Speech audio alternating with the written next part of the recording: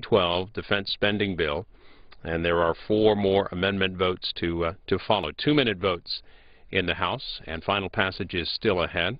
House Republican leaders saying this morning that they will cancel a mid-July anticipated district work period the week of the 18th. Eric Cantor saying that the House will be in session from Tuesday, July 19th to the 22nd, so that they can work on a balanced budget amendment to the Constitution and also deal with any possible legislation ahead of the deadline, the debt ceiling deadline on August the 2nd. We hope to be able to take you live at some point during these votes to the White House. President Obama shortly will make some comments on today's jobless figure, rising from 9.1 to 9.2% in June.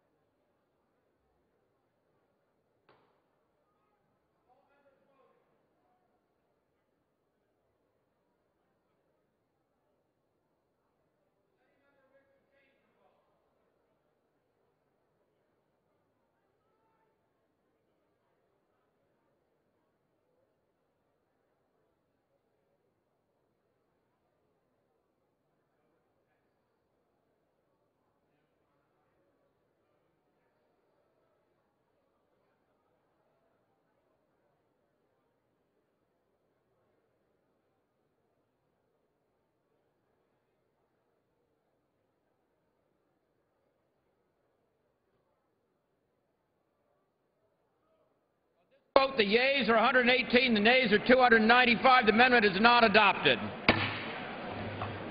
The unfinished business is a request for a recorded vote on the third amendment by the gentleman from Arizona, Mr. Flake, on which further proceedings were postponed, on which the noes prevailed by voice vote. The clerk will redesignate the amendment. Third amendment offered by Mr. Flake of Arizona. A recorded vote has been requested. Those in support of the request for a recorded vote will rise and remain standing. A sufficient number having arisen, a recorded vote is ordered. Members will record their votes by electronic device. This will be a 2-minute vote. Another amendment vote by Jeff Flake of Arizona. 2-minute vote. We're going to take you live to the White House for comments from President Obama on the jobless figure. To give people the security and opportunity that they deserve. We've added more than 2 million new private sector jobs over the past 16 months. But the recession cost us more than 8 million. And that means that we still have a big hole to fill. Each new job that was created last month is good news for the people who are back at work, and for the families that they take care of, and for the communities that they're a part of. But our economy as a whole just isn't producing nearly enough jobs for everybody who's looking. We've always known that we'd have ups and downs on our way back from this recession. And over the past few months, the economy's experienced some tough headwinds, from natural disasters to spikes in gas prices to state and local budget cuts that have cost tens of thousands of cops and firefighters and teachers their jobs. The problems in Greece and in Europe, along with uncertainty over whether the debt limit here in the United States will be raised, have also made businesses hesitant to invest more aggressively. The economic challenges that we face weren't created overnight, and they're not going to be solved overnight. But the American people expect us to act on every single good idea that's out there. I read letter after letter from folks hit hard by this economy. None of them ask for much. Some of them pour their guts out in these letters, and they want me to know that what they're looking for is that we have done everything we can to make sure that they are rewarded when they're living up to their responsibilities, when they're doing right by their communities, when they're playing by the rules. That's what they're looking for. And they feel like the rules have changed. They feel that leaders on Wall Street and in Washington, and believe me, no party is exempt, have let them down.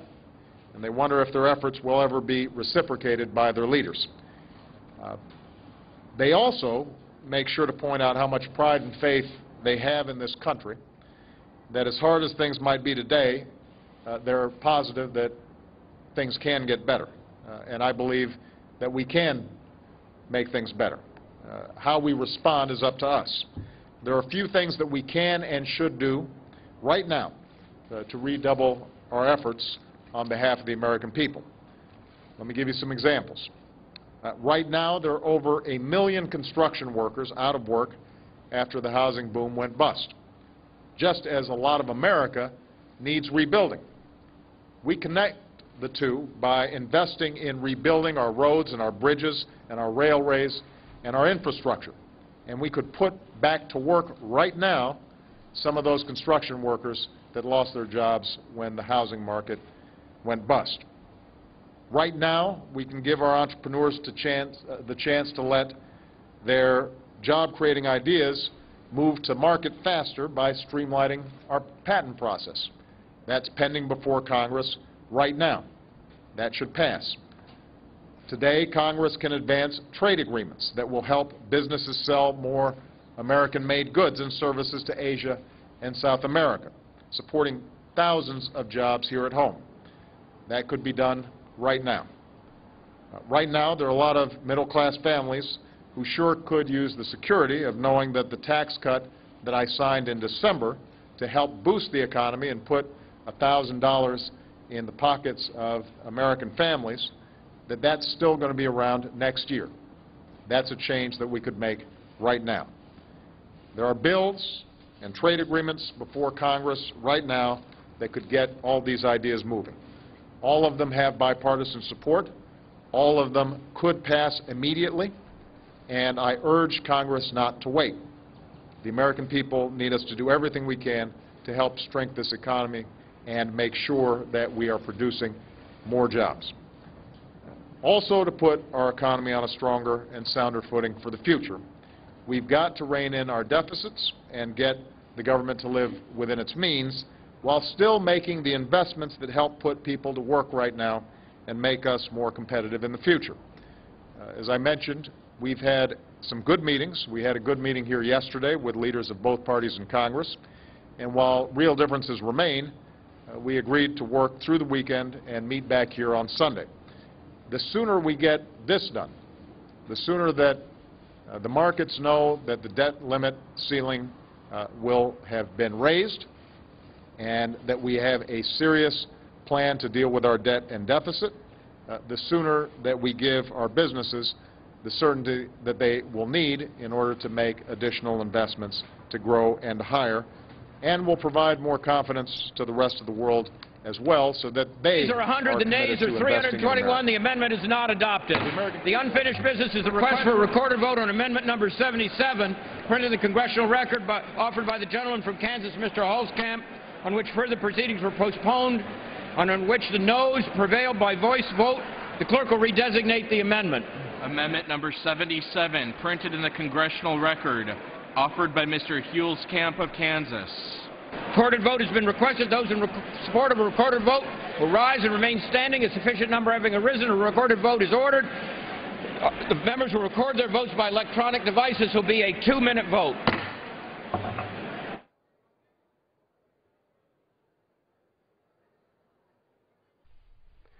Tim Holzkamp's amendment would prohibit funds in the defense spending bill for 2012 to be used to train chaplains to prepare for Don't Ask, Don't Tell. It's a 2-minute vote, two more amendment votes to follow. and then we expect the final passage, a motion to recommit, and final passage on the defense bill. You heard from the President moments ago. He spoke just over 5 minutes about the unemployment number. We're going to show you all of his comments again just a few minutes from now in the upcoming votes, and also show you comments from Republicans following the news this morning that the Labor Department reporting the unemployment figure for June bumping up from 9.1 to 9.2%, with the economy generating only 18,000 jobs.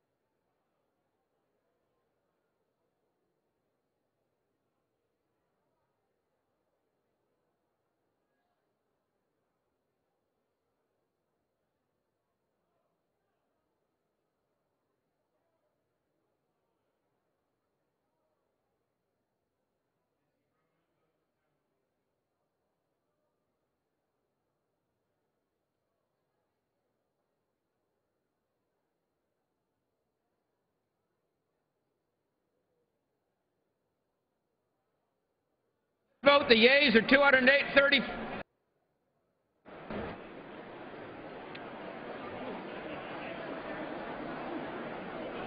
Mr. McKeon.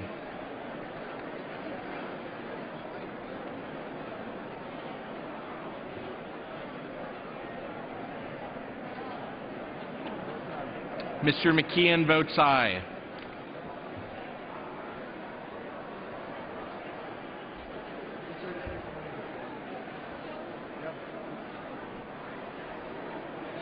On this vote, the yeas are 236, the nays are 184. The amendment is adopted. The unfinished business is the request for a recorded vote on the amendment offered by the gentleman from Colorado, Mr. Polis, upon which further proceedings were postponed and upon which the noes prevailed by voice vote. The clerk will redesignate the amendment. Amendment offered by Mr. Polis of Colorado. A recorded vote has been requested. Those in support of a request for a recorded vote will rise and remain standing. A sufficient number having arisen, a recorded vote is ordered. Members will record their votes by electronic device. This will be a 2-minute vote. One more amendment vote to follow. This is the 2012 Defense Spending Bill, and this is an amendment by Jared Polis of Colorado, which would move 50,000 troops stationed in Europe back to the United States, leaving 30,000 troops in Europe and reducing overall troop levels by 10,000, and it is estimated to save, according to Mr. Polis, $813 million. A 2-minute vote, and one more. The final amendment will be a last-minute amendment by Dennis Kucinich dealing with U.S.-Libya policy. He failed on an amendment yesterday on the House floor. That failed to pass yesterday, although Tom Cole's amendment dealing with the Libyan rebels did pass, and an amendment that prohibited support of rebels, funding for support of those rebels in the 2012 measure. Again, one more amendment vote to follow, and also a motion to recommit and final passage still ahead in the House. The Senate is not in session today. They will be back on Monday and continue work on a sense of the Senate resolution that would call for any budget deficit agreement require those earning over $1 million per year to make a, quote, more meaningful contribution to deficit reduction. So the Senate back on Monday, but congressional leaders Sunday will be at the White House with President Obama talking about the debt and deficit, and we will have updates for you here on C-SPAN throughout the weekend on that Sunday meeting.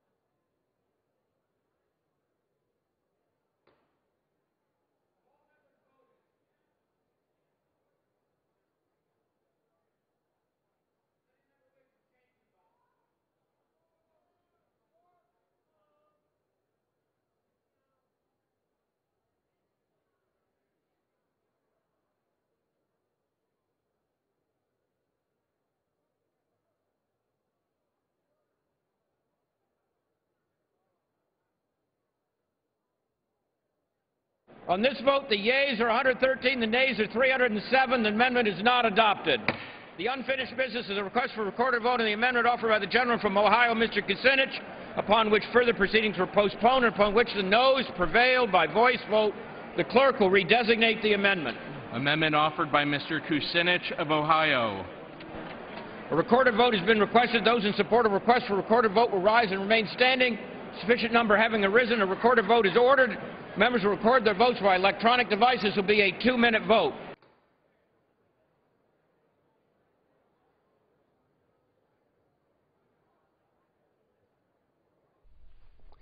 This is the last amendment vote on the 2012 defense spending bill. Just before debate on amendments wrapped up, Dennis Kucinich proposed an amendment which would prohibit use of funds in the bill to be used for military operations in or against Libya, except under declaration of war against Libya. It is similar to an amendment he had yesterday which failed on the House floor. It was one of at least two Libya amendments yesterday. The other by Tom Cole did pass. That was an amendment prohibiting use of funds in the bill for supporting the Libyan rebels. Again, this is with the 2012 defense bill. And so this will be the last amendment vote. We expect motion to recommit and final passage still ahead, and the House then will move on to general debate on the energy and water bill.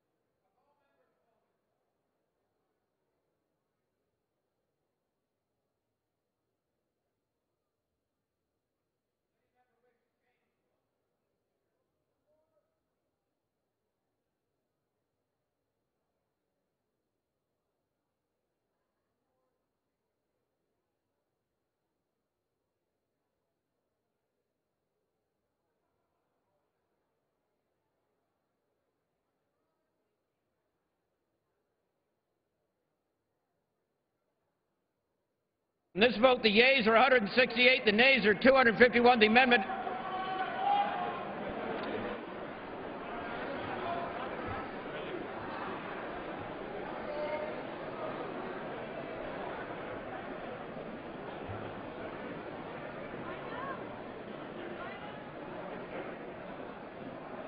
You did. All right, we'll close, Kristen.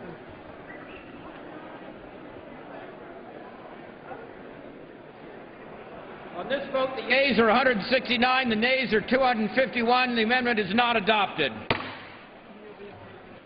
The committee will be in order.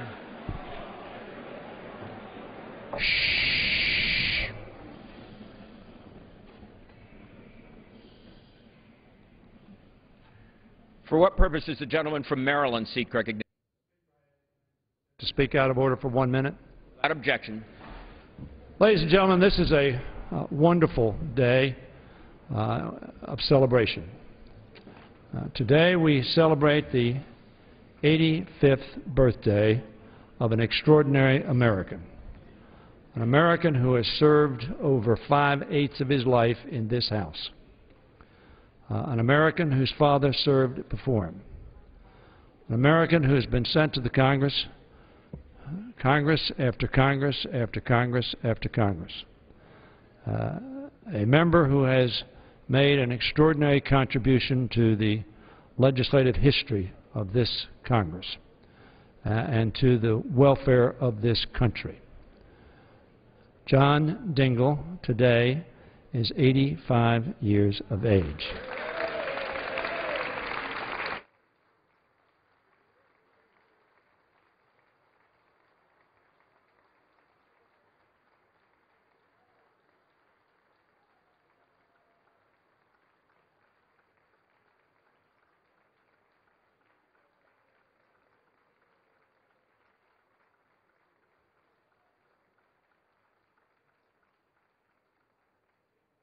And, Mr. Speaker, I am pleased to now yield to somebody who has not served with him for 85 years, but has served with him for a very significant time on the extraordinarily important Energy and Commerce Committee, my friend from Texas, Mr. Barton. Thank you, Congressman Hoyer. It has been my pleasure to serve for 26 years on the Energy and Commerce Committee with the distinguished gentleman who's having his 85th birthday. What some of our newer members may not know is what a gentleman Chairman Dingell is, and the uniqueness of his character is that he will impart his wisdom to those of us in the opposition party and encourage us to then go out and use it against him, knowing that he is smart enough, tough enough, and effective enough to beat us at our own game. He is truly a paragon of this Congress and will go down, in my estimation, in history as one of the top 10 congressmen or women of all time. I want to extend him my warmest 85th birthday wishes and get him to guarantee that as long as he is able, he will serve in this body, because he is truly a treasure for both sides of the aisle.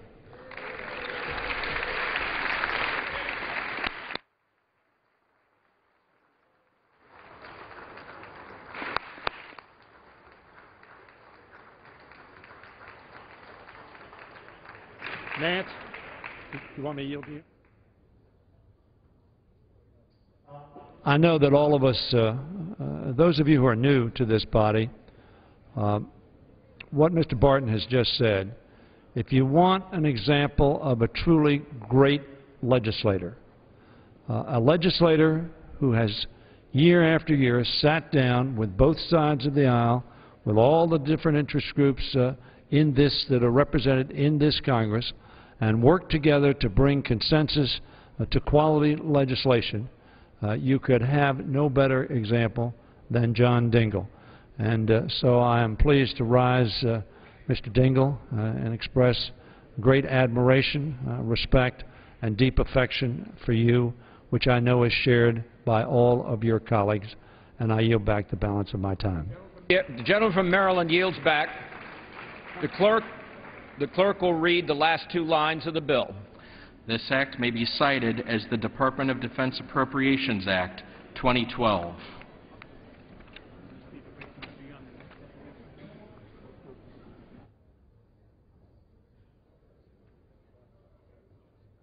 Gentleman from Florida. Mr. Chairman, I move the committee do now rise. Oh, no, first. The chair recognizes the gentleman from Florida. Mr. Chairman, I move that the committee do now rise and report the bill back to the House with an amendment, sundry amendments, and with the recommendation that the amendments be agreed to and that the bill as amended do pass. Questions on the motion offered by the gentleman from Florida? Those in favor say aye. Those opposed, no. In the opinion of the chair, the ayes have it, and the committee does now rise.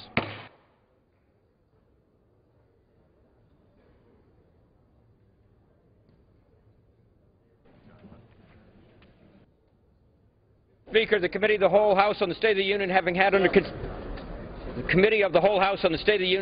under consideration H.R. 2219 directs me to report the same back to the House with sundry amendments with the recommendation the amendments be agreed to and the bill be amended do pass. The chairman of the Committee of the Whole House on the State of the Union reports that the committee has had under consideration the bill H.R. 2219 and reports the bill back to the House with sundry amendments adopted in the Committee of the Whole, with a recommendation that the amendments be adopted and that the bill as amended do pass. Under House Resolution 320, the previous question is ordered. Is a separate vote demanded on any amendment reported from the Committee of the Whole? If not, the chair will put them in gross. The question is on the adoption of the amendments. Those in favor say aye. Those opposed say no. The ayes have it, and the amendments are adopted.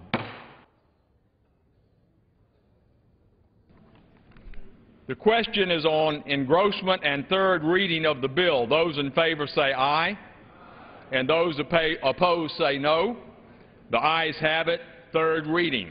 A bill making appropriations for the Department of Defense for the fiscal year ending September 30th, 2012, and for other purposes. For what purposes the gentleman from Georgia rise? Mr. Speaker, I have a motion to recommit at the desk. Is the gentleman opposed to the bill? In its current form. The gentleman is recognized for 5. The gentleman qualifies, and the clerk will so report. Mr. Barrow of Georgia moves to recommit the bill, H.R. 2219, to the Committee on Appropriations with instructions to report the same back to the House forthwith with the following amendment. Page 7, line 2, after the dollar amount, insert increase by $20 million. I ask unanimous consent to dispense with the reading of the amendment. Is there objection to dispensing with the reading? Without objection, so ordered. The gentleman from Georgia is recognized for 5 minutes. Thank you, Mr. Speaker. We Americans owe no greater debt than we owe the men and women of our armed services who risk their lives to protect our freedoms. We currently have around 350,000 troops deployed overseas. About a third of that number come from our National Guard and Reserve. While most Americans don't know it, many National Guard members don't get.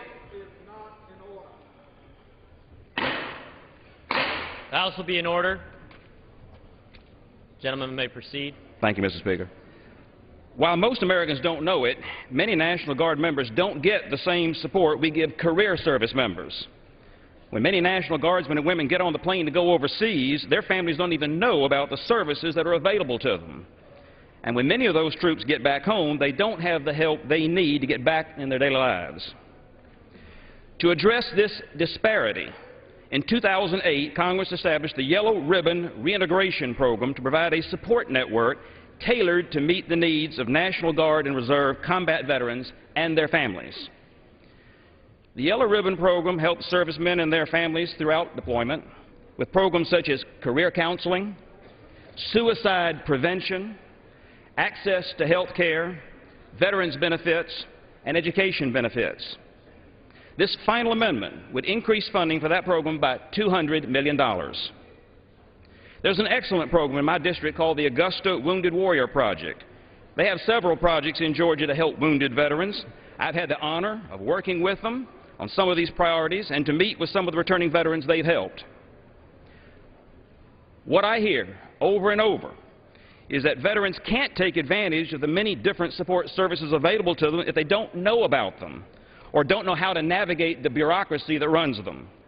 The Yellow Ribbon Program helps our National Guard and Reserve combat veterans make that connection and get the services they've earned. According to the 2010 annual report to Congress, the Yellow Ribbon Program held over 2,000 events and had over 300,000 contacts with individual servicemen and their family members. That's a 50% increase in participation over 2009.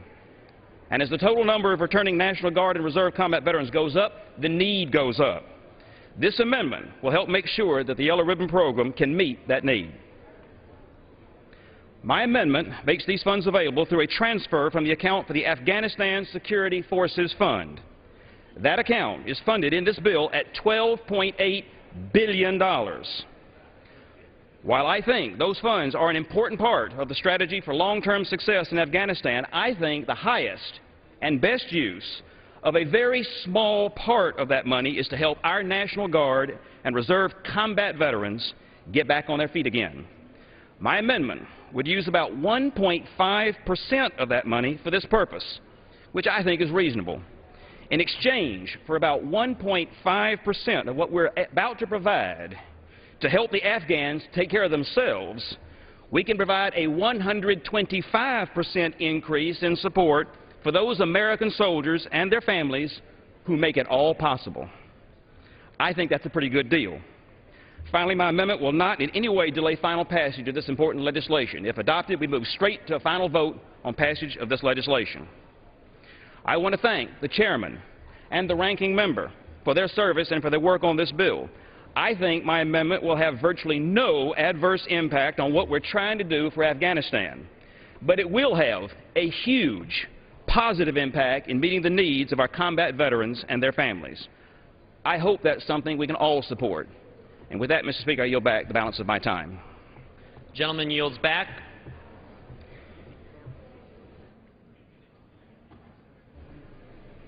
What purpose does the gentleman from Florida seek recognition? Mr. Chairman, I rise in opposition to the motion to recommit. The gentleman is recognized for 5 minutes. Mr. Chairman, the motion to recommit, I think, is a strong statement that this is a pretty good defense appropriations bill, because the minority, using the procedural vote that minorities always use, or most always use, does not do any real damage to the bill. But it doesn't really do anything that needs to be done either. So it's a procedural vote, and I suggest we just vote against it and get on to the bill. But about the yellow ribbon, the bill already contains $246.5 million for the Yellow Ribbon Program, which we support. It's a good program especially for reintegration for returning guardsmen and reservists and their families. In addition, we accepted an amendment by Mr. Holt to add $20 million for further suicide prevention for our returning combat veterans.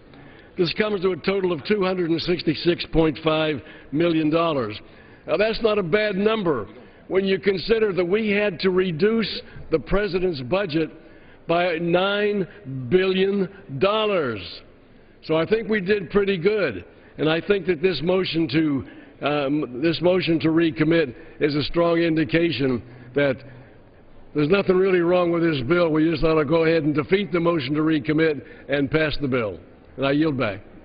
Oh, no, yield to the gentleman from California. I appreciate the chairman yielding. Mr. Speaker, the House is not in order. The House will be in order. The gentleman may proceed from California. I appreciate my chairman yielding. And I must say that the gentleman from Georgia is making a point that we all understand. The Guard and Reserve are very important to our future, clearly. But even more important is for us to get this House back on a pathway to regular order, whereby we bring bills through the committees, bring them to the floor, open rules, have the opportunity to have these debates, and the like.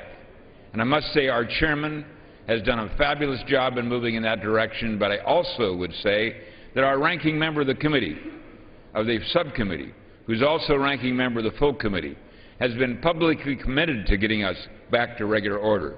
Indeed, as a tribute to both of their work, by way of strengthening the future of the House and our work this year, I would hope we not just defeat this motion to recommit, but give an overwhelming vote in support of their final work and final passage.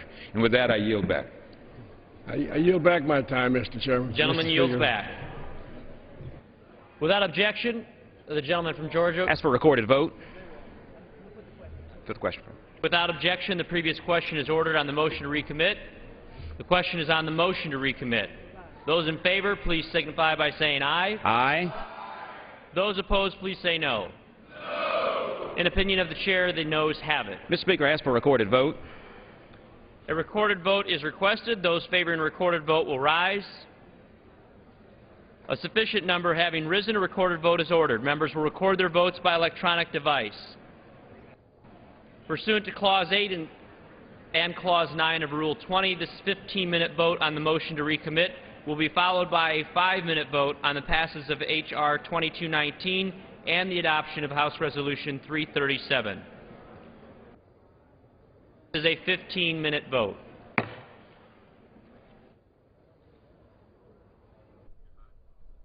The Democrats, with one last chance, attempt to change the 2012 defense spending bill with this motion to recommit. This is a 15-minute vote. Final passage, as you heard, will follow. And during this vote, we're going to take you on over live to the White House. Jake Carney has just started the briefing. We expect to hear some reaction to today's unemployment figure. Live coverage here on C-SPAN.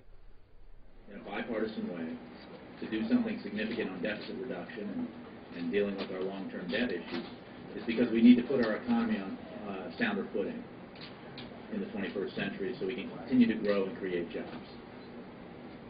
One of the reasons why we need to do that in the absolute near term is because there has been some uncertainty created by the doubt around whether or not we would in fact fulfill our obligations, we would in fact raise the debt ceiling. So I think it just adds to the urgency of the moment that the President talked about yesterday and earlier this week about how we need to work hard, work diligently, come together, put our absolutist positions aside and compromise to do something for the American people.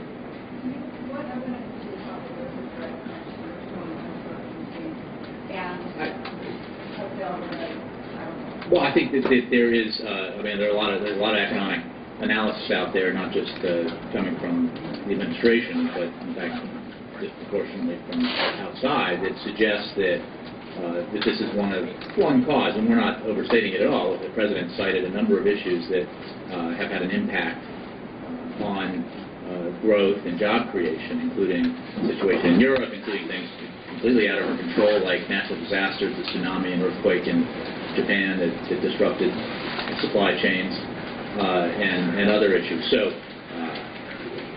one thing we can do something about immediately, clearly, and we are, with great intensity and urgency, is to move these negotiations forward and to reach an agreement.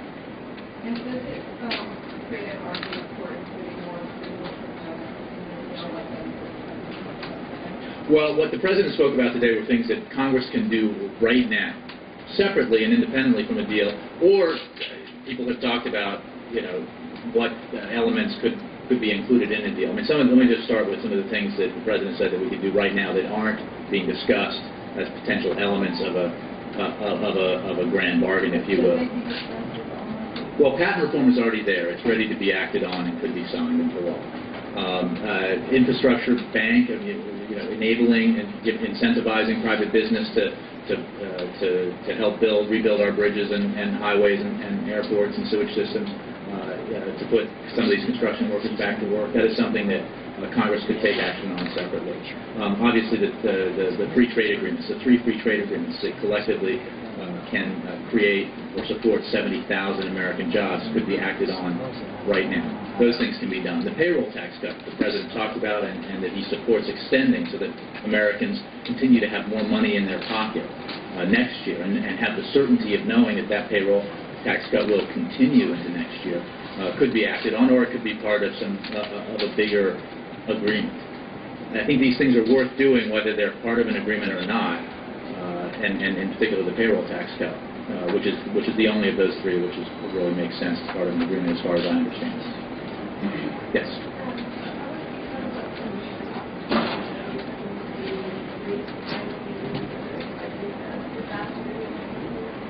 We will get to you more information about the timing, anticipation of the duration, location in terms of rooms, information I understand that you want as it becomes available. And I will, in terms of what we anticipate at this time will happen is, as the President said yesterday, that having allowed some time since the first meeting for staffs and lawmakers and members of the administration to continue to have discussions and negotiations and to dive into more detail, that come Sunday, we should be able to have from the participants a clearer sense of bottom lines, and those participants should expect to then engage in some pretty hard bargaining so that we can move the ball forward. We can come closer to reaching an agreement.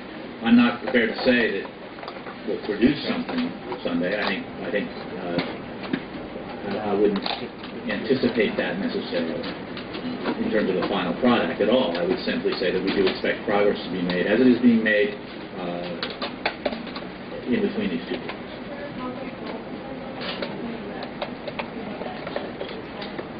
I think there is a concrete goal in the sense that we will have a much clearer sense of whether or not the significant deal that the President talked about and the President made clear he supports is possible.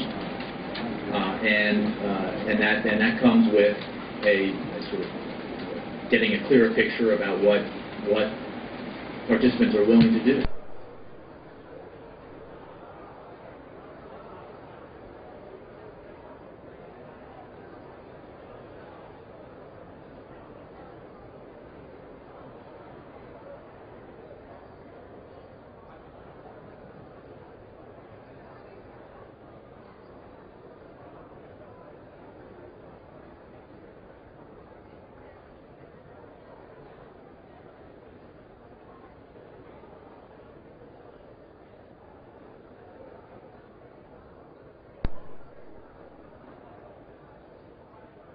Taking on the issue of revenues. Jay. The items that the President outlined today, Congress, what's been talking about a number of patent reform, trade deals, infrastructure for a long time. This is not. Well, for several weeks, some of them, but yeah. Some of them for several months, right? So the trade deals, in any case. Well, the trade deals have not been in front of Congress for that long. We're saying that they are there now and they should be acted on right now. What has been the hold up? As he's the leader of the free world, he's going down on the street. What has been the hold up? Why has not when this like he was prepared with? Well, as you point out, he is the President of the United States. He's the Chief Executive. He is not a leader or a member of Congress. And Congress, these are actions that Congress. In terms of the free trade agreements, we have negotiated the agreements, renegotiated them, brought them to Congress as a package.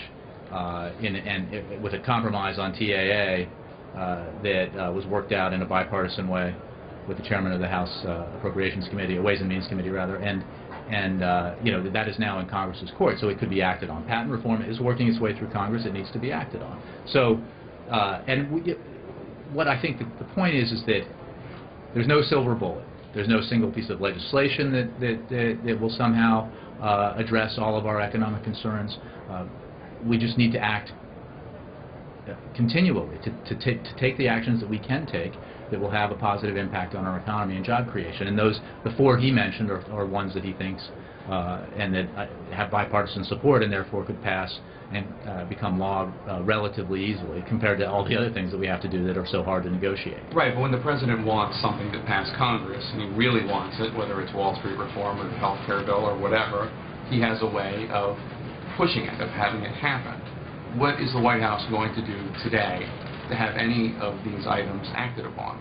Well, the President's going to go out to the Rose Garden and call on Congress to act on them. One of the things the President has that's unique is a rather substantial bully pulpit, and he utilized that today, as he has in the past, to press Congress to act on these measures. Now, we acknowledge, in part because we have called called on Congress to make this happen, that Congress is now engaged, and the Senate having canceled its recess, the House canceling a coming recess, in the process of working assiduously to get a bipartisan compromise on deficit reduction and debt reduction. However, Congress, like the President, can walk and chew gum at the same time, and so we call on them to take the actions that we can take that are there for the taking because they have bipartisan support, and to do the things that they can do to help grow the economy and create jobs. Okay. And lastly, comments by Senior Advisor David Plouffe were criticized today. Earlier this week he said, quote, "The average American does not view the economy through the prism of GDP or unemployment rates or even monthly jobs numbers. People won't vote based on the unemployment rate. They're going to vote based on how do I feel about my own situation. Do I believe the President makes decisions based on me and my family?" And Republican frontrunner Mitt Romney said that those comments were he suggested they were out of touch, and he said that if Plouffe worked for him, he would fire him. Well, I understand that we're engaged in rather the Republicans are engaged in a primary campaign trying to get some media attention. I don't know where the voters that some other folks might be talking to, but most people do not sit around their kitchen table and analyze GDP and unemployment numbers. They talk about how they feel their own economic situation is, and they measure it by whether they have a job, whether they have job security, whether their house, whether they're meeting their house payments, whether their mortgage is underwater, whether they have the money to pay for their children's education, or they don't, whether they're dealing with a sick parent and can afford that, or whether they can't. They do not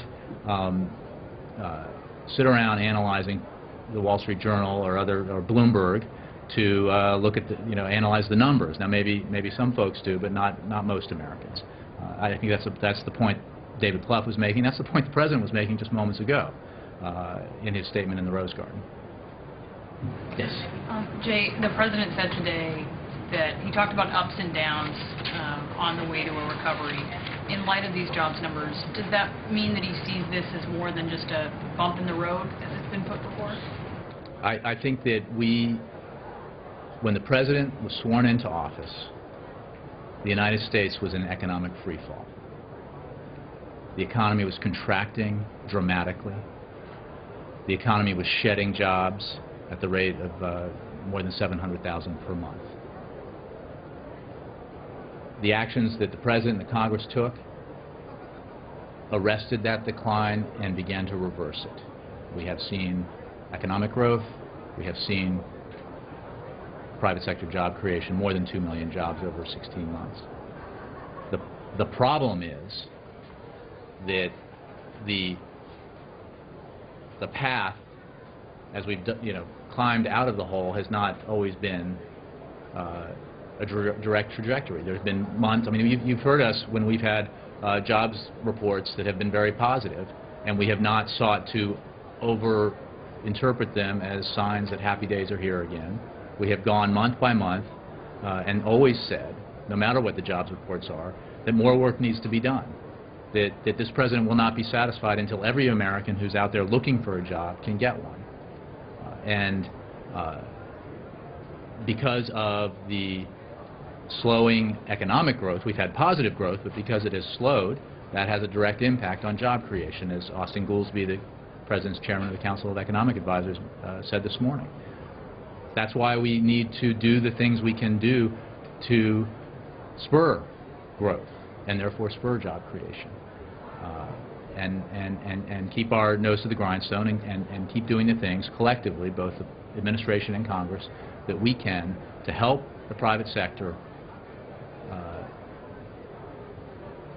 take measures to hire more people and put them back to work, and that's a daily process. And it's not something we think about on the monthly, the day that the monthly jobs report numbers come out or when the housing numbers come out. It's something we do daily, and it doesn't really change. It doesn't change at all based on the numbers. Pointing, though, to the 2 million jobs, and we heard the President do that as well. I mean, isn't that like someone who's sick right now saying, but I was healthier a few months ago? I mean, isn't it irrelevant if you're sick right Well, the now? President made the point that if the issue that you base your own sense of your economic security on your own such situation. Do you have a job? Do you fear, do you have insecurity in the fact that the job that you do have that you might lose? And the point he was making is that the terrible recession that this country went through, worst recession since the Great Depression, caused the economy to shed 8 million jobs. That is the economy that confronted this administration and the Congress that came in January of 2009. And it was a situation that was continuing to hurtle downwards. So the President acted, the Congress acted, and took measures to halt and reverse the direction that we were headed in. But if you're going down like this, and you've begun to come up, we still have a long way to go. And the President has said that. He said it earlier this year when we were creating jobs at a clip of 200,000 plus per month, and he said it today when the numbers were disappointing. And he'll say it, I'm sure, every month that he's in office, as long as there are Americans out there looking for work but not finding it. That will be his approach. Did he watch the shuttle launch? I left him after the statement. I don't know if sometimes there are TVs on in the outer oval. He may have seen some of it, but I just don't know. Yes. Speaker Boehner's office says that the economy now has stalled. Do you agree? Does the White House agree with that? Well, the economy, the growth, the recovery is fragile. Growth is weak. Well, I'm not an economist. The fact is that there was a net positive job creation and 50,000 plus private sector job creation, far too little. So, but has it slowed? No question. Stalled means stopped.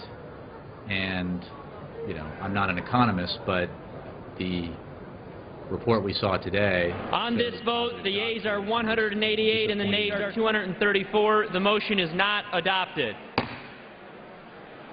The question is now on passage of the bill. Under Clause 10 of Rule 20, the yeas and nays are ordered. Members will record their votes by electronic device. This will be a 5-minute vote and will be followed by a 5-minute vote on the adoption of House Resolution 340.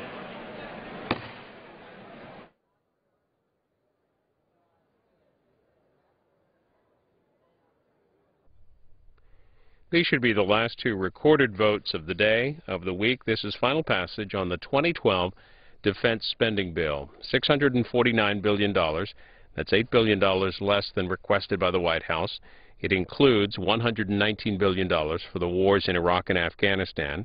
It provides a 1.6% pay increase for military personnel. And among the policy issues, it bars the transfer or use of funds in the bill for the transfer of Guantanamo detainees. Final passage. It's a 5-minute vote, and one more after this. That'll be the rule for the flood insurance reform bill. After this series of votes, we expect the House to begin general debate on the energy and water spending bill for 2012.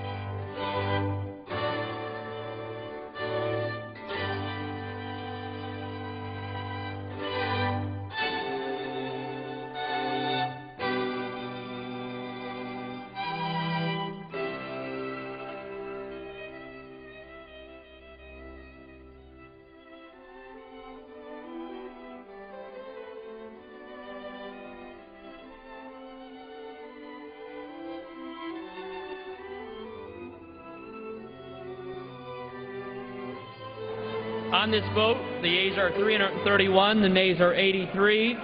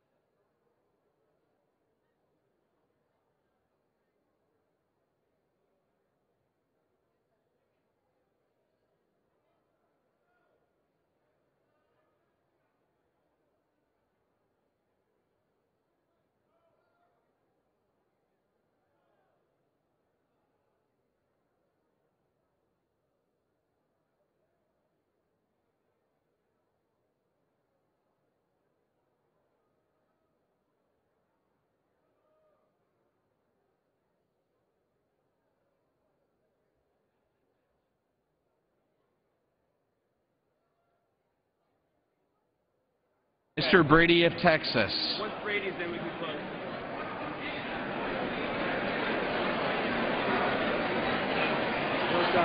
Mr. Brady of Texas votes aye.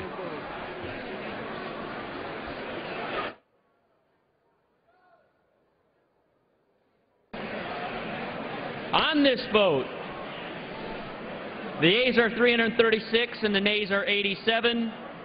The bill is passed. Objection, a motion to reconsider is laid on the table. The unfinished business is the question on adoption of House Resolution 340, on which the yeas and nays have been ordered. The clerk will report the title of the bill. House Calendar number 51. House